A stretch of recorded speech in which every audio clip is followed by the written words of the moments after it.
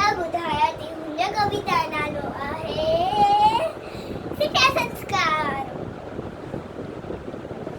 मां आड़ी पीउ जो चयो मञिजे, सदा अदब में थी रहिजे, त उस्ताद जो मन रखिजे, जीअं हू चवे तीअं कजे। भाड़ी भेण सां रखिजे प्यार, तिन सां कोन करे तकरार।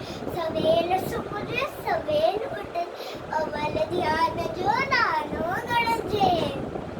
कूड़ न चइजे डीजे न गाए, शह चुराए थिए न